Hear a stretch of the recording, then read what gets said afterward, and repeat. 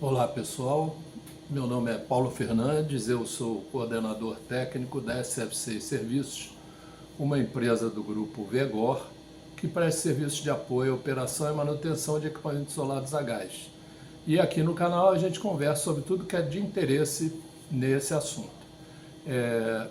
Nós temos conversado aí nos nossos últimos 2 vídeos sobre as misturas gasosas alternativas ao SF6.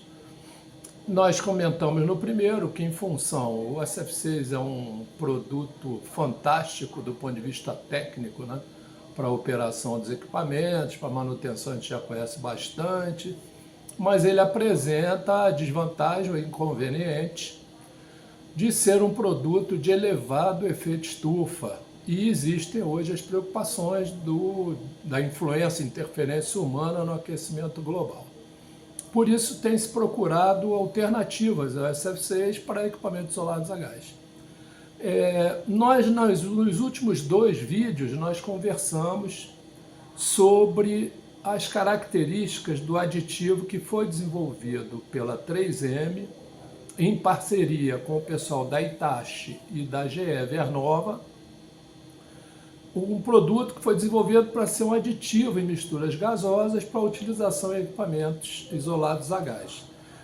Nós conversamos um pouco sobre que produto é esse aditivo, né?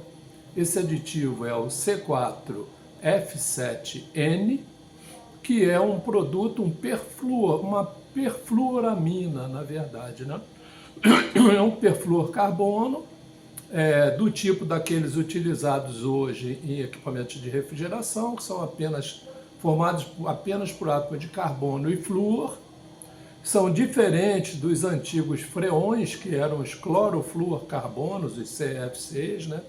Que tinham átomos de cloro, flúor, ligados a uma estrutura carbônica. Esse produto ele apresenta propriedades extremamente interessantes do ponto de vista da resistência elétrica. Se a gente comparar com o SF6, o SF6 tem 0,89 kV por milímetro de rigidez elétrica. Esse produto apresenta 11 kV por milímetro de rigidez elétrica. Então, ele é muito mais resistente à descarga elétrica, ao esforço elétrico momentâneo, do que o SF6. Agora, nós vimos também que esse produto ele tem propriedades bastante diferentes do SF6 com relação ao seu ponto de fusão, sua pressão e temperatura críticas, então ele é bastante diferente. E, obviamente, que esse produto não tem o comportamento químico do SF6. Esse produto ele se decompõe sob descarga e a recombinação dele não é como a do SF6. O SF6, sob descarga, ele se decompõe, principalmente em átomos de enxofre e flúor, e esses átomos se recombinam. E esse processo é que dá ao SF6 a característica excelente do SF6 do ponto de vista da extinção de arco, né? E esse produto é diferente. Então hoje nós vamos conversar um pouquinho como é que de fato ele é usado. Então a primeira coisa importante é o seguinte: não está sendo proposta a utilização desse produto isoladamente como meio de extinção de arco ou meio de isolamento, embarramentos de subestações a gás. Ele vai ser utilizado em misturas, principalmente em misturas com dióxido de carbono, CO2, e com nitrogênio. Nos 2 casos, podendo haver adição de oxigênio.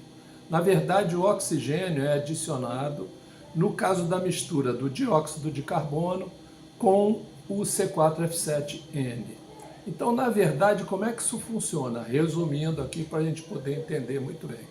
Quando a mistura ela é preparada, hoje em dia, na seguinte composição: 5% do aditivo, que é o C4F7N,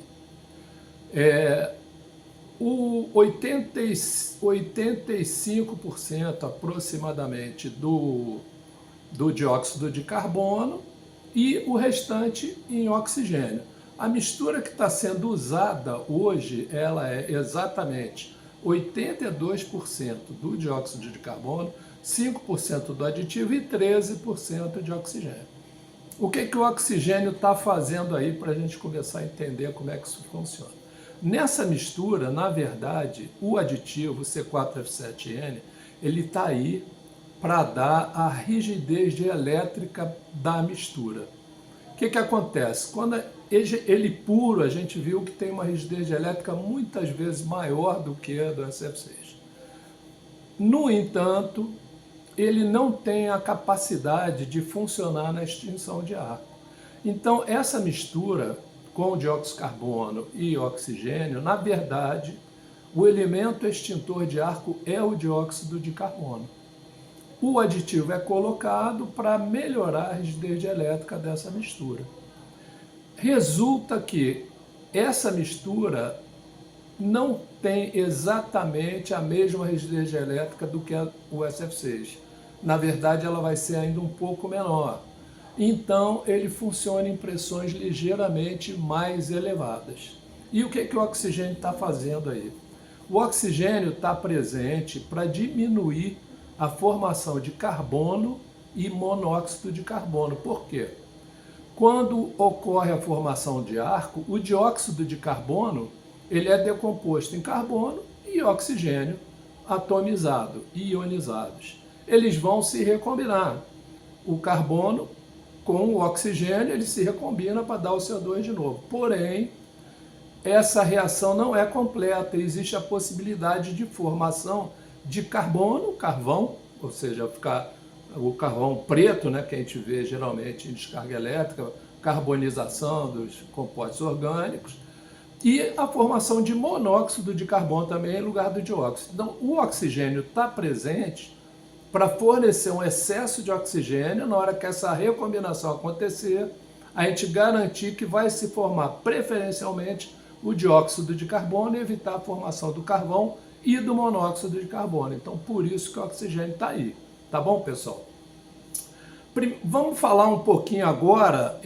A gente vai mostrar para vocês, eu tenho aqui para vocês, essa primeira figura aqui, é uma curva que mostra a rigidez dielétrica dessa mistura comparativamente à rigidez dielétrica do SF6 em várias pressões.